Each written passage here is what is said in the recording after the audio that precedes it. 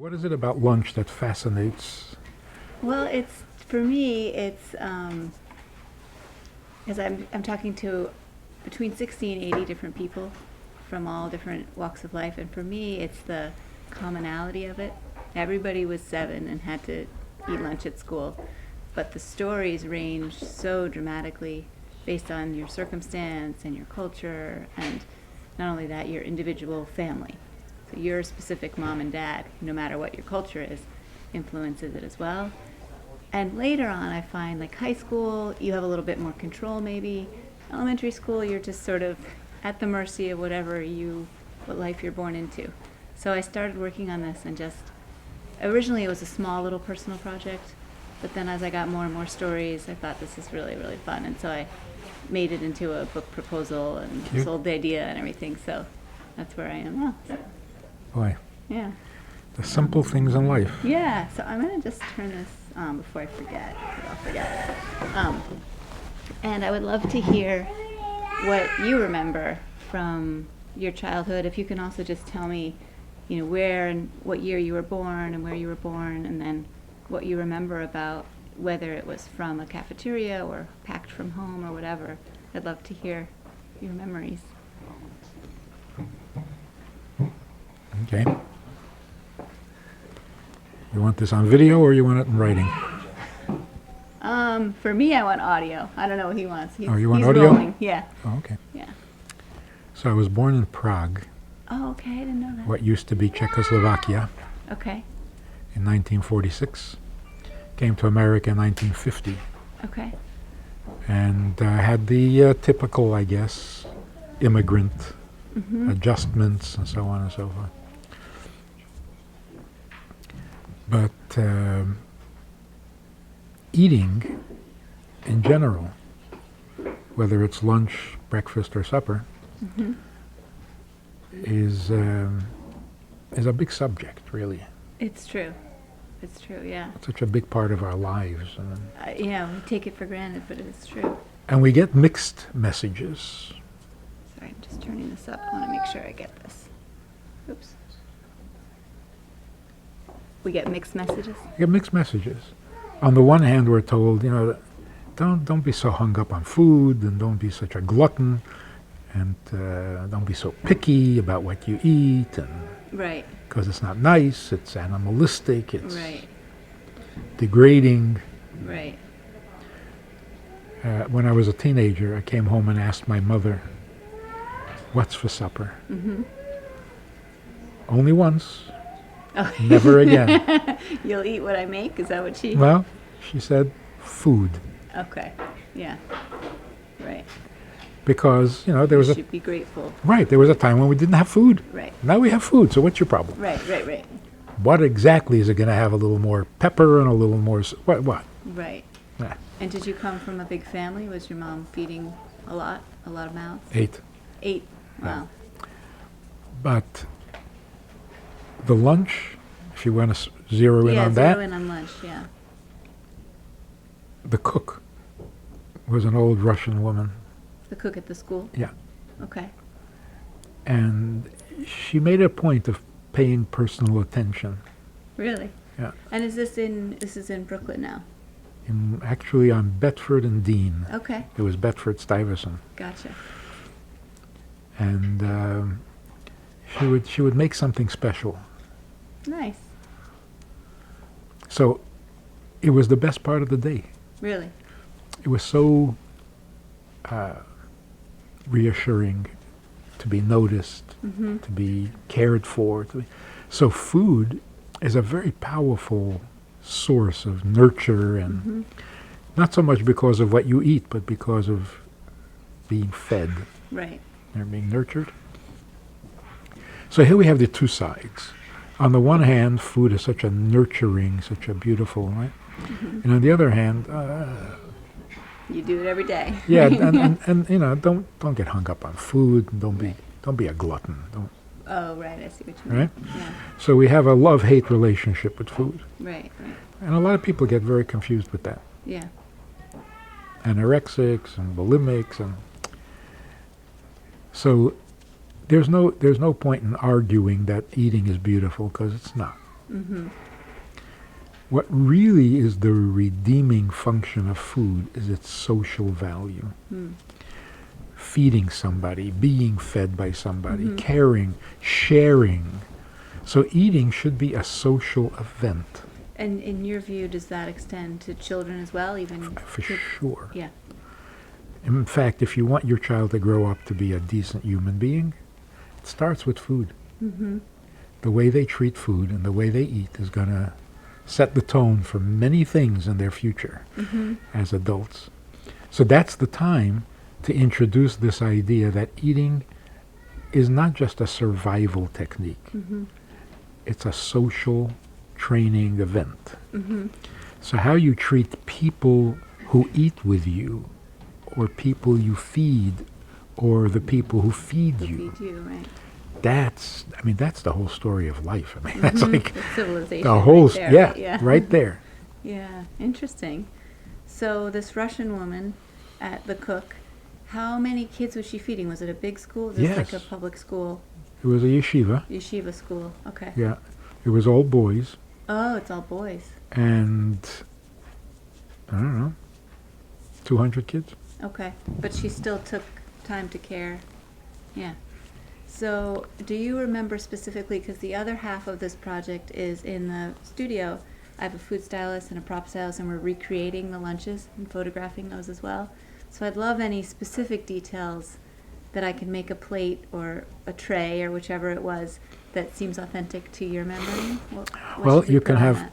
you can have a tray, a big tray of scrambled eggs. Really? Scrambled egg? Oh, like a mass one that she's going to scoop from? Yeah. Okay. And then right next to it, a sunny side up fried egg, which she would make for me. Oh, she made you your own because you preferred the sunny side? She saw I wasn't eating or whatever it was. I don't remember what she saw. Huh. But Wow. So you'd come through and she would have your sunny side egg or waiting. she would make me wait Or while she'd fry it up real quick. right there, right. Oh, wow. So it was a very pleasant. It still is a very pleasant thought, Yeah, very yeah. pleasant memory. Yeah, and you remember it, yeah. But then I would go back to class and they would say, "Food, yeah." Right. So it became, between the two of them, it became very clear that it's not the eggs, Right. it's the person. Right. Interesting. What else would you have with the eggs? Would there be bread? Would there be a I don't spoon, little remember. milk? You I know, just it's just the didn't eggs. care. Right, yeah. The rest was unimportant. Right, interesting. So we'll highlight the eggs. Hmm. That's great. And then do you remember the lunchtime in general? Like, did you sit with these other boys? Was this a social time for you Yeah, guys? yeah. And that's what I'm saying. It should be a totally social experience. Mm-hmm. Because when else do you get to share something so vital Right, and transcend? right. By introducing the social aspect, you really do get past the food. Yeah, You're not a glutton. right. You're a concerned person. Right. And you see somebody who's not eating or doesn't have what to eat or isn't enjoying their food, you gotta Get to the bottom of that. Right? yeah, say something, do something. Yeah. Interesting. See something, say If you something. see something, say something. Yeah, the New York City motto. That's great. And then I'm not that familiar with the Hasidic community, but are there things that you, like rules about food or practices about food that you think sort of start in that early childhood time or family? Or I guess if we started really narrow in on the fried egg lunch plate, and if you want to expand from there, are there any other thoughts you have on the Yeah, but that's not such a personal experience. true? Uh, Or any that Before- are personal to you then, I guess. Before we eat, even as a young child, we're trained. Before you eat, you say the appropriate blessing for that food. Mm. So you're in a sense thanking God for the food and also taking permission to eat it. Right. So the idea that you can just eat every time you're hungry, whatever there is, whatever you see, no, So even in school, you would have to say the Everywhere. blessing for eggs.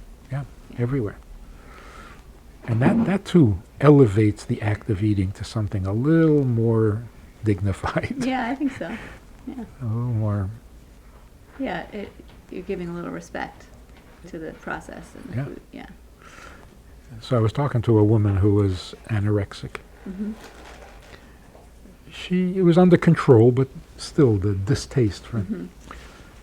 And she started saying, I'm not comfortable eating. It's not. So I told her what we were taught. Eating is an animalistic behavior, and you be a glutton as the lowest form of life, Mm-hmm. et cetera, et cetera, et cetera. And she says, you're worse than me.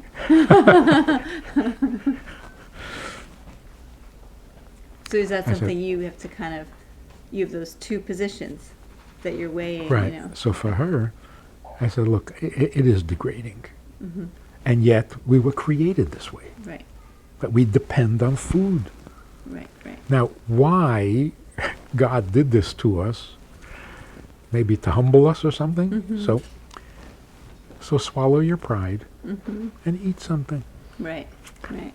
So eating becomes a really meaningful, character molding, almost spiritual experience. Mm-hmm.